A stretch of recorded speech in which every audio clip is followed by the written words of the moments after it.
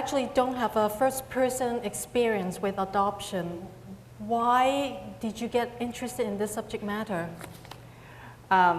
Yes, I have no relation to adoption whatsoever. I became interested in doing this film because my very good friend, Heather Leffler, who is actually here tonight as well, she's an amazing girl who speaks excellent Chinese, and she was teaching Chinese to all these little girls at the China Institute, and she was telling me about some of her students, and a lot of them were adopted from China, and they were about 5 to 7 years old.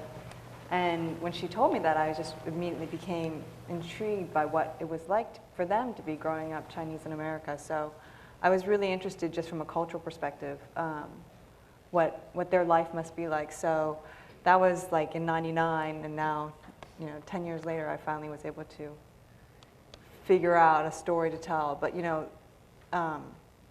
I mean, I didn't know how to approach the story at the beginning. Luckily, the Families with Children from China organization in New York and in California were very open to me. A lot of the families, I interviewed a lot of the families, spoke to a lot of them about their different reasons for adopting and why they adopted, why they're choosing China. And from those, interviews, I figured out that I really wanted to tell this story from the child's perspective, and the only way to do that was to find a family who was going to go and adopt an older child. And so then I again asked the Families with Children from China organization if there were any families who would be, if I could just interview them just to get some ideas, and that's how I met the Sadowskys. And was it from the very beginning that you decided to just focus on one family's experience? No, I actually have a lot of amazing, beautiful footage shot by this amazing DP, Maurice Alberti, and Ben Bloodwell, who's also in the audience tonight. We went to Portland and we shot another family who have a 16-year-old adopted child. She was also adopted at 8. And so I was thinking maybe telling their stories parallel. Here we have an 8-year-old who's just adopted, and look, we have another child who's 16 now, 8 years later. But, in the editing room, it just didn't all make it in.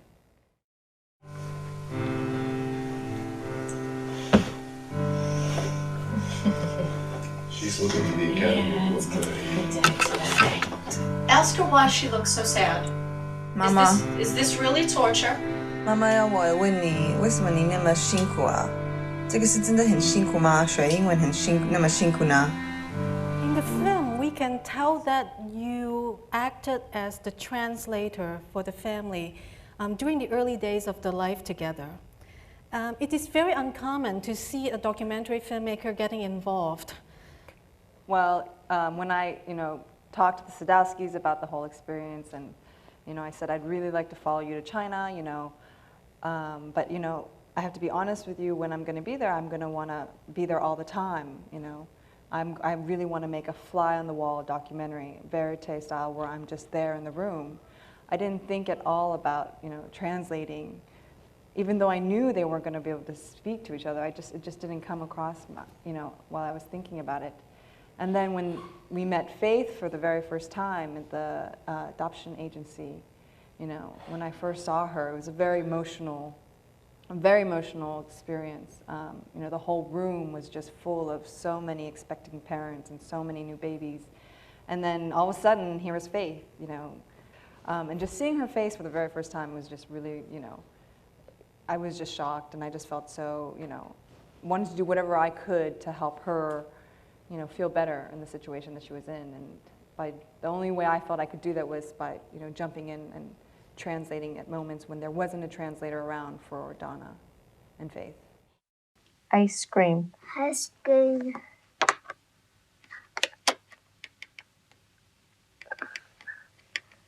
Pizza.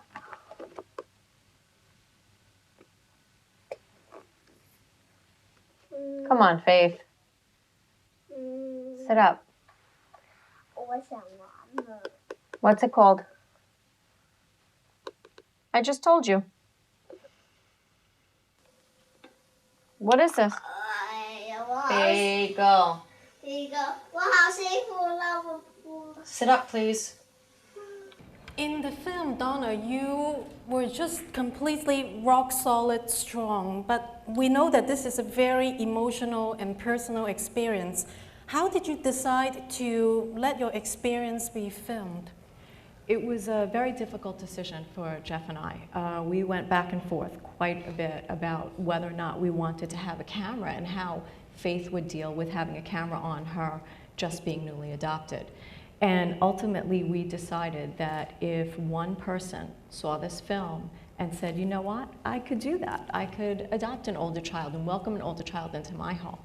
Then for me, it's worth it.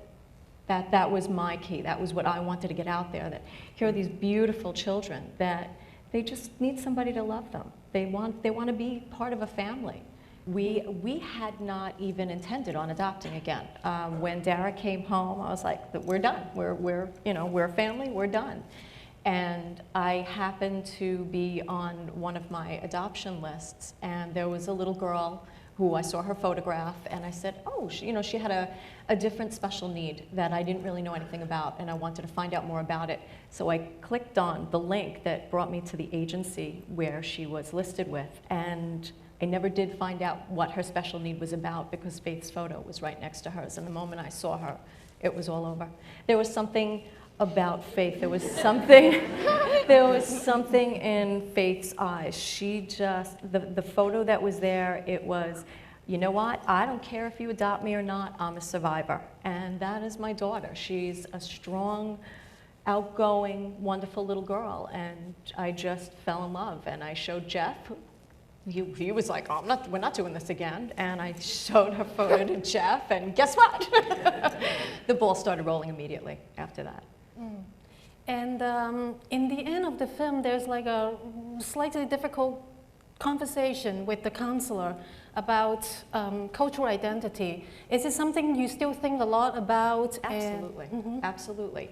We know that when she's with us, you know, it's one thing, but when she gets out there, she's Asian, and she's going to face things every single day, and people are going to maybe not be so nice to her, or they may bring up things that she's not comfortable with. We want to make sure that she's ready for that. With my boys, if somebody was bullying them or was saying something that wasn't appropriate or nice, I would basically tell them to walk away from it, you know, just ignore it.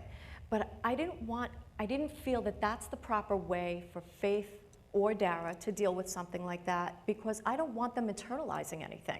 You know, if somebody goes up to her and makes fun of, you know, her being Chinese or the way she looked, I don't want her internalizing that and saying, well, I'm just gonna walk away, and that's who I am.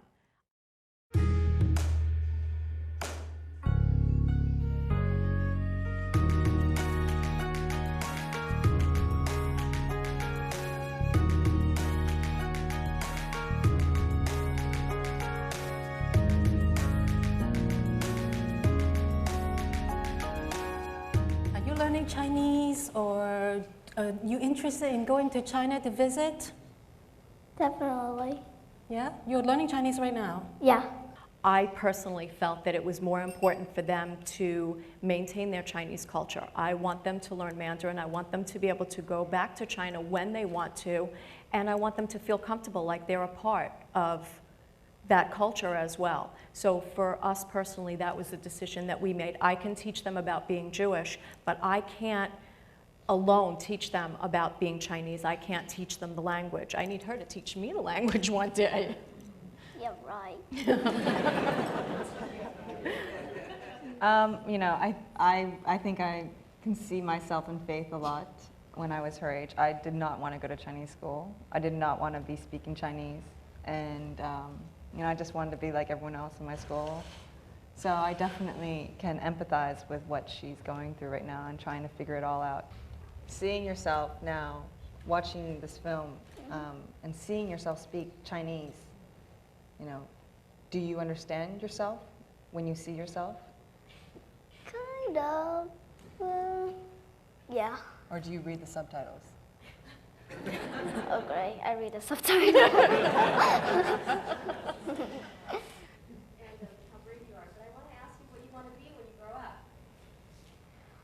Well, I want to be an actress. You already are. Yes.